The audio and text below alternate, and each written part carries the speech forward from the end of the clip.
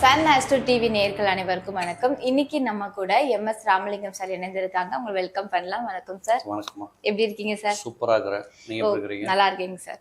Sir, அது திருவண்ணாமலை பாத்தீங்கன்னா நிறைய மக்கள் திருவண்ணாமலைக்கு வந்து ஒரு ஒரு ஃபேமிலியா போடுறாங்க, இல்லைன்னா அவங்க ஒரு கப்பலா போறாங்க, இல்ல தனியா நான் கடவுளை நான் ப்ரேயர் பண்ணிட்டு வரேன்னு சொல்லி கிளம்புறாங்க. வருஷத்துக்கு ஒருக்கானாலும் நான் திருவண்ணாமலைக்கு போயிட்டு வந்துருவேன், இல்ல மாசத்துக்கு ஒருக்கா கூட இப்பெல்லாம் கிளம்பி போறாங்க. சோ சில பேர் வந்து நீங்க இந்த இடத்துக்கு வரக்கூடாது, திருவண்ணாமலைக்கு நீ போக கூடாது அப்படிங்கறத சில ராசியை குறிப்பிட்டு சொல்றாங்க. எதனால சார்? அதை பத்தி எங்களுக்கு கொஞ்சம் விளக்கமா சொல்லுங்க. திருவண்ணாமலையை பொறுத்தளவு இப்ப நானே கேள்விப்படுறேன், கட்டுக்கடங்காத கூட்டம்.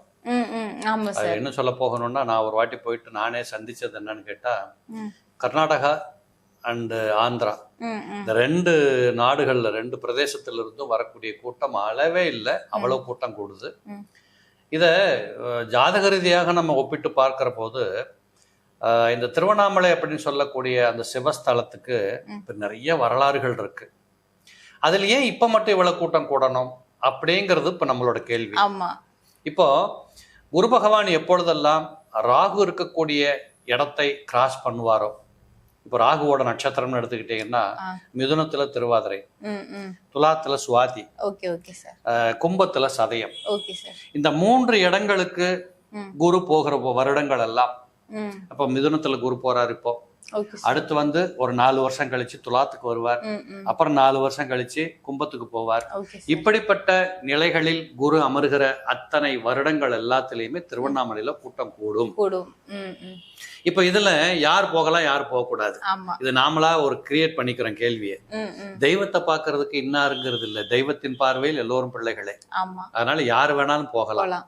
இப்ப யாராவது போகக்கூடாதுன்னு இருக்கா சார் அப்படின்னு ஒண்ணு சொல்லணும்னா, குறிப்பா ஒரு அவங்க ஜாதகப்படி, உதாரணத்துக்கு ஒரு தனிநபர் ஜாதகத்துல அவருக்கு வந்து இப்ப ராகு தசை நடந்துகிட்டு இருக்குன்னு வச்சுக்கோங்களேன். இந்த திருவண்ணாமலைக்கு போயிட்டு வந்தாருன்னா நிறைய குழப்பங்கள் வரும், மனக்குழப்பங்கள் நடக்கும். அல்லது வீட்டுக்குள் ஒரு பிரச்சனை தீரும் என்று நினைத்து கோயிலுக்கு போயிட்டு வந்தா பிரச்சனை பெருசாகுது மாதிரி தோணும். பிரச்சனைகள் இருக்கும், அது இன்னும் பிரம்மாண்டமா தோணுது. இப்படிங்கிறது குறிப்பாக ராகு தசை நடக்கக்கூடியவர்கள் திருவண்ணாமலைக்கு சென்று வருகிற போது அவர்கள் மன அளவில் இப்படிப்பட்ட உணர்வுகளை உணர்றாங்க. இது ஒரு பக்கம்.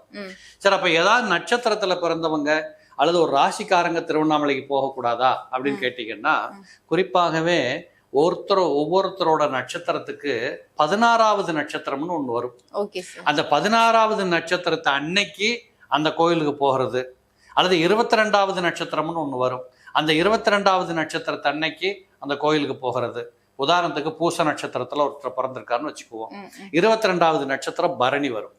இந்த பரணி நட்சத்திரத்தை அன்னைக்கு திருவண்ணாமலை கோயிலுக்கு போய் ஒரு கிரிவலம் பண்ணிட்டு வந்தா அது ஏதோ ஒரு வேண்டாத ஒரு வேலையை பண்றோமோ அப்படின்னு அவங்களுக்கு தோணும்.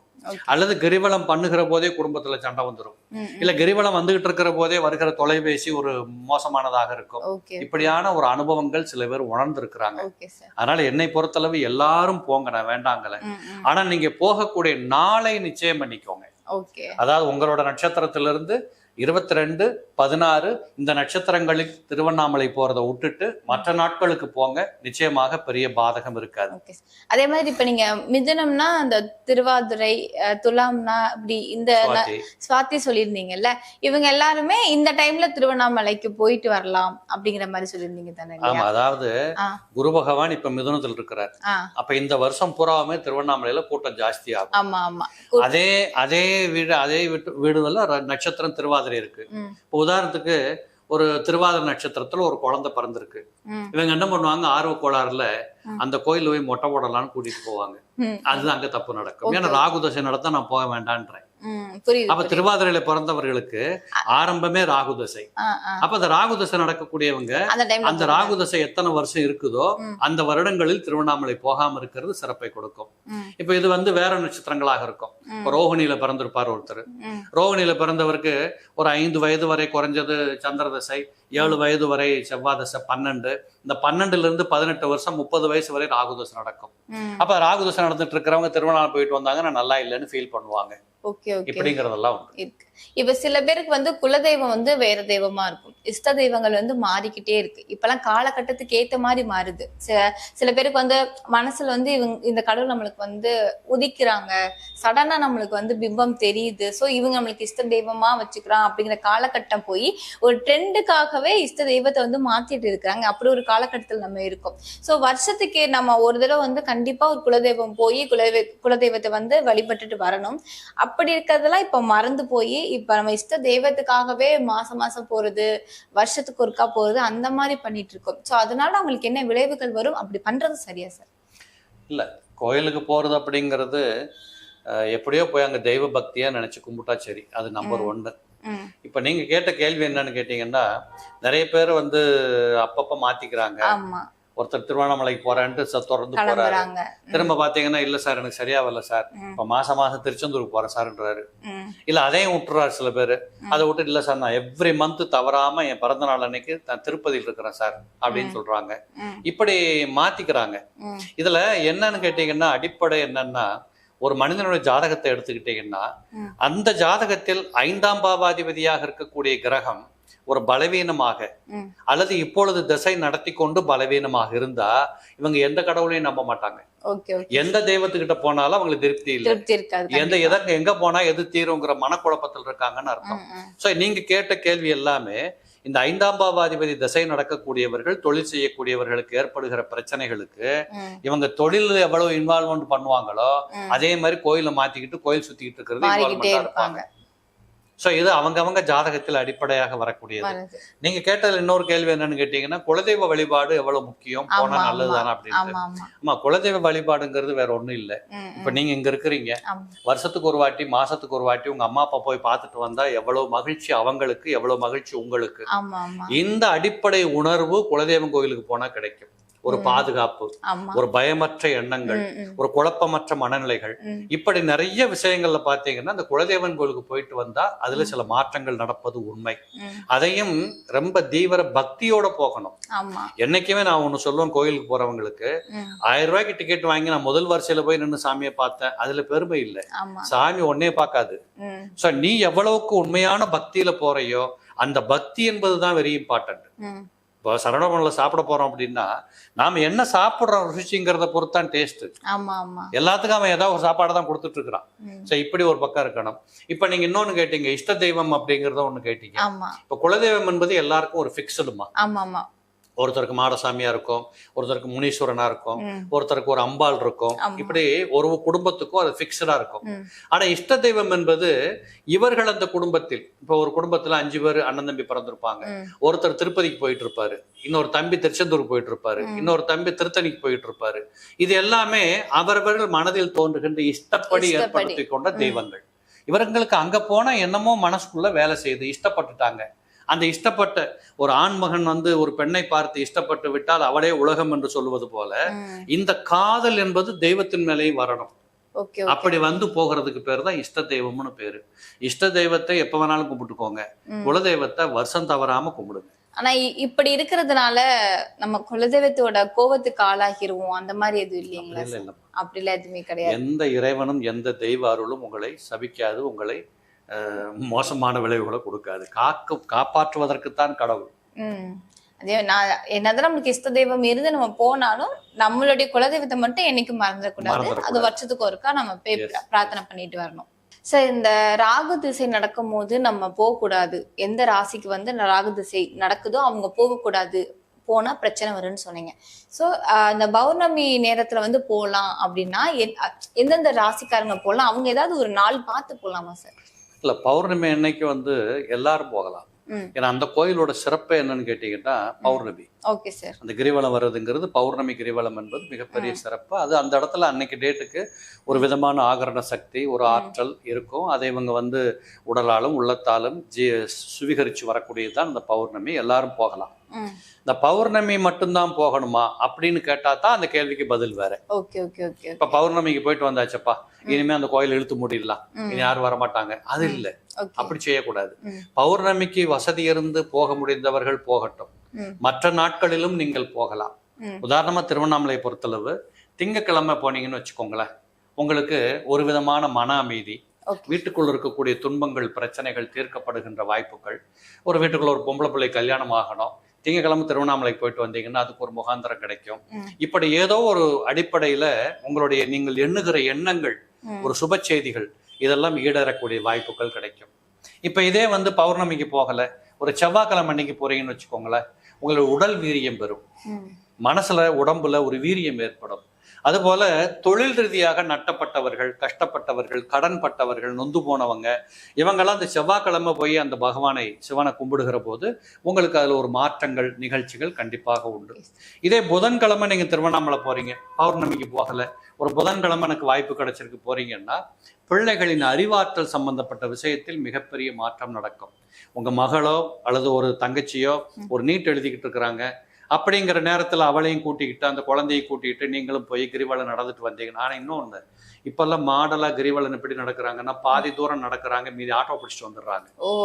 இதெல்லாம் பண்ணக்கூடாது. கிரிவலம் பண்ணணும்னு முடிவு பண்ணி தானே போறீங்க. அப்புறம் அதுல என்ன பாதியை கட் பண்ணிக்கிட்டா, அப்ப நீங்க 100 மார்க் வேணும்னு போறீங்க, பகவான் 50 கொடுத்தாருன்னு அர்த்தம். நீங்க நினைச்சத முதல்ல பேசுனத, எப்போதுமே கோயில் சம்பந்தப்பட்ட விஷயங்கள்ல நினைக்கிறத பேசுறத நம்ம செஞ்சு காட்டணும். அந்த கமிட் ஆகணும் ஃபர்ஸ்ட், உடலாலும் உள்ளத்தாலும். அப்ப அந்த புதன்கிழமை போகின்ற போது படிப்பு சம்பந்தப்பட்ட விஷயங்கள் இருக்கக்கூடிய பிள்ளைகளுக்கு ஒரு அறிவாற்றல், ஒரு நல்ல விதமான மன வளர்ச்சி, இதுகளுக்கெல்லாம் உதவி செய்யும். இதே வியாழக்கிழமை திருவண்ணாமலைக்கு போயிட்டு வரீங்கன்னு வச்சுக்கோங்களேன், வீட்டுல கடன்கள் தீர்க்கப்படும், நோய் நொடிகள் அகலப்படும். அதே மாதிரி உங்களுக்கு ஒரு வேலை கிடைக்கல, நல்ல வேலை வாய்ப்பு வேணும், இப்படிப்பட்டவர்கள் அந்த வியாழக்கிழமை போயிட்டு வந்தா உங்களுக்கு உத்தியோக வாய்ப்புகள் நிறைய பேர்களுக்கு கனகச்சிதமா கிடைக்கும். சார், இப்ப இந்த பிரச்சனைகள்லாம் வருதுன்னு சொல்லியிருந்தீங்க இல்லையா, இந்த டைம்ல போனா நல்லா இருக்குன்னு சொல்றீங்கல்ல, அதே மாதிரி இப்ப திருவண்ணாமலைங்கிறது எல்லாருமே போற ஒரு விஷயம் இல்லையா, எல்லாருக்குமே ரொம்ப பிடிக்கும் திருவண்ணாமலை போகணும்னு. ஸோ கோவில் சம்பந்தப்பட்ட ஒரு காணிக்கையா இருக்கட்டும், இல்லைன்னா அந்த கோவில் சம்பந்தப்பட்ட அந்த சாமிக்கு ஏதாவது பண்றதா இருக்கட்டும், எதுலையாவது நம்ம ஒரு காணிக்கை கொடுக்குறோம், இல்ல அந்த மாதந்தோறும் அந்த ஒரு சீட்டு கொடுப்போம், அந்த மாதிரி ஒரு கோயில் விஷயத்துல அவங்க சம்பந்தப்பட்டுக்கிட்டா கூட அவங்க வீட்டுல இருக்க பிரச்சனைகள்லாம் சரியாகுமா சார்? உண்மைதான், கமிட் ஆகிறது தானம்மா. அதாவது இறைவனை சென்று பார்ப்பது, இறைவனை நினைத்து பார்ப்பது, இரண்டுமே ஒண்ணுதான். நல்லா நினைக்க தெரியுது. நீங்க இங்க உட்கார்ந்துட்டு இருக்கிறீங்க, உட்கார்ந்த இடத்துல கண்ணை மூடனா வேளாங்கண்ணி கோயில் உங்க மனசுக்குள்ள வருதுன்னா நீங்க போயிட்டு வந்துட்டீங்கன்னு அர்த்தம். புரியுதுங்களா? அப்போ உண்மையாக உணர்வது என்பதுதான் அடிப்படை ரகசியம். அதுல அதை நம்ம எப்படி உணர்றோம்?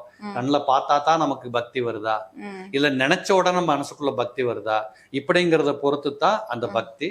ஆக நீங்க போய்தான் ஆகணுங்கிறது இல்ல, போகாமலே வீட்டில் இருந்து கொண்டே கோயிலை நினைத்து ஏதாவது, அதுதான் நம்ம ஊர்ல அத பல 100 ஆண்டுகளுக்கு முன்னாடி இந்த பழக்கம் உண்டு.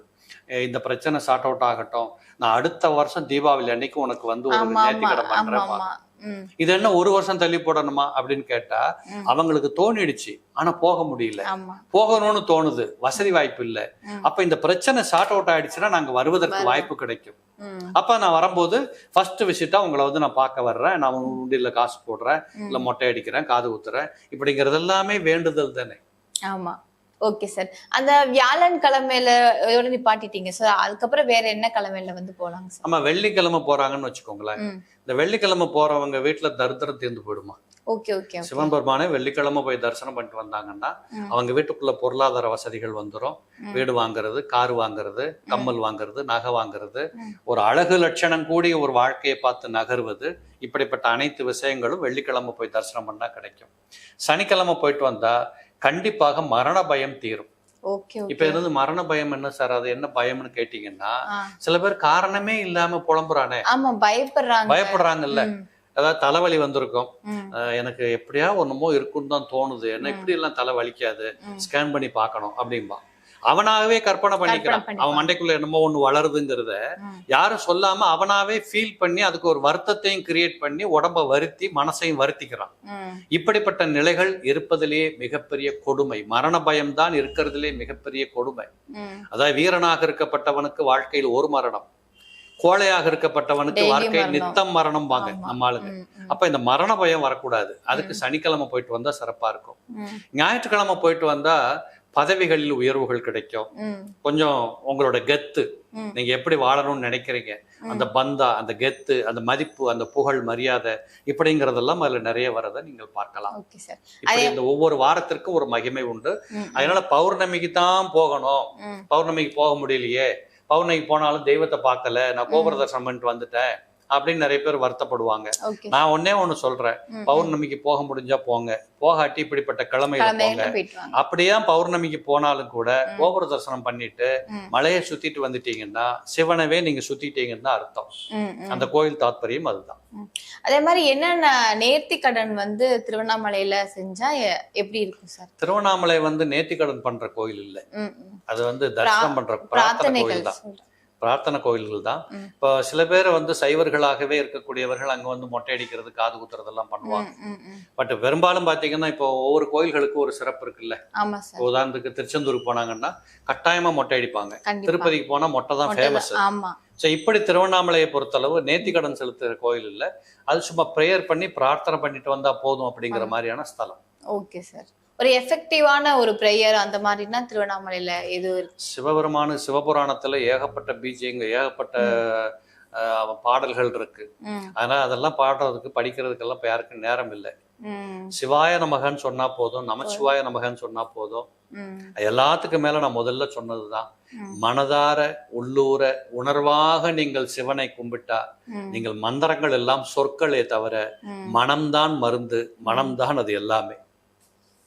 இப்ப ருத்ராஜ மாலை இருக்குல்ல சார், அது சில பேர் விருப்பப்பட்டு அணிஞ்சுக்கிறாங்க, இல்லைன்னா ஃபேஷனுக்காக அணிஞ்சுக்கிறாங்க. அத பத்தி சில வரிகள் சொல்லுங்க சார். ஆமா, ருத்ராட்சம் அப்படிங்கறதே அடிப்படை என்னன்னு கேட்டீங்கன்னா, அது ஒரு மகத்துவம் வாய்ந்த ஒரு ஒரு கொட்டை. அது என்ன பண்ணுது நம்மள அப்படின்னு கேட்டீங்கன்னா, அது நம்மோடு நெருங்குகிற போது, நம்ம கழுத்துல தொங்குகிற போது, கையில் இருக்கிற போது நம்மை ஒரு சரியான பாதைக்கு கூட்டிட்டு போகும். இப்ப எப்படி நீங்க கார் ஓட்டுற போது நேவிகேஷன் போட்டுக்கிறீங்களோ, அந்த மாதிரி ருத்ராட்சம் உங்களுடைய புத்திக்கு நேவிகேஷன். Okay okay sir. அப்போ என்ன ஆகும்னு கேட்டீங்கன்னா, இத எந்த வயதுடையவர்கள் போடணும்னு ஒண்ணு இருக்கு. இப்போ என்னதான் அது புத்தியை வளப்படுத்தினாலும் சின்ன பசங்களுக்கு அந்த வயதுக்கு தகுந்த எண்ணங்கள் வரணும், வந்தா தான் அவன் சின்ன பையன். ஆமா, கண்டிப்பா. அப்ப அவனுக்கு அது தேவையில்லை.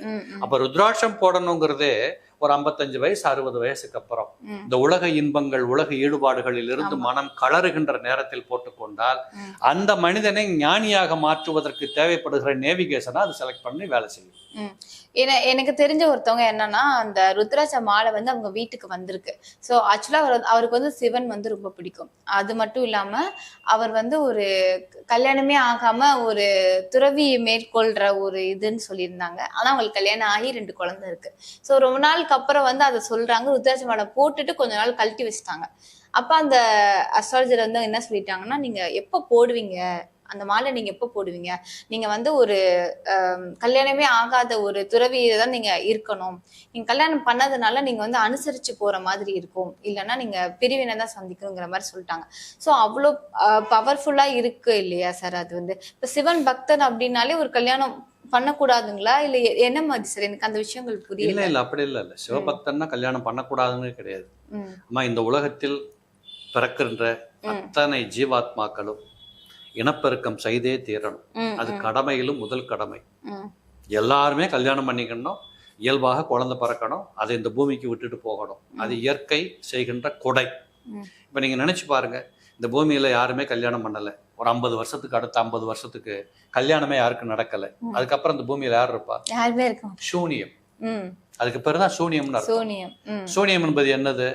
நைட்ல ஒரு நல்ல 12-1 மணியை போல லைட் ஆஃப் பண்ணிட்டு காட்டுக்குள்ள ஒரு ரூமுக்கு, காட்டுக்குள்ள இருட்டுக்குள்ள இருந்தா என்ன தோணும் உங்களுக்கு? இங்கன்னு ஒரு சத்தம் வரும். அதுதான் சூனியம். அப்ப இவ்வளவு அழகான இந்த பூமி ஒண்ணுமில்லாம போகுது. அதனால அப்படி இல்ல சிவனை கும்பிட்டா கல்யாணம் பண்ணக்கூடாதுங்கிறதெல்லாம் கிடையாது. நீங்கள் இங்க பாருங்க, எந்த தெய்வத்தையும் வணங்கலாம், நீங்கள் நீங்களாக இருக்கணும். அடுத்தவனுக்கு எடுக்கிறதாகவோ அடுத்தவனுக்கு இடைஞ்சல் பண்ணியோ வாழ்றத விட்டுட்டு உங்க பொழப்ப நீங்க பாருங்க. உங்களுக்கு என்ன வேணுங்கிறத இறைவன் கொடுத்துருக்கிறான், அதை மட்டும் செஞ்சுக்கிட்டு போ. அதை விட்டுட்டு இந்த கொஞ்சம் கையை எட்டி போட்டா அதையும் எடுத்துக்கலாம் அப்படின்னு பாக்குற போதுதான் எல்லா பிரச்சனைகளும். சார் திருவண்ணாமலைக்கு வந்து எந்த கிழமைகள்ல போனா என்னென்ன பிரச்சனைகள் வந்து சரி பண்ணும், என்னென்ன ராசிக்காரர்கள் போகலாம் அப்படிங்கறத வந்து ரொம்ப அழகா சொன்னீங்க. ரொம்ப ரொம்ப நன்றி சார். நன்றிமா.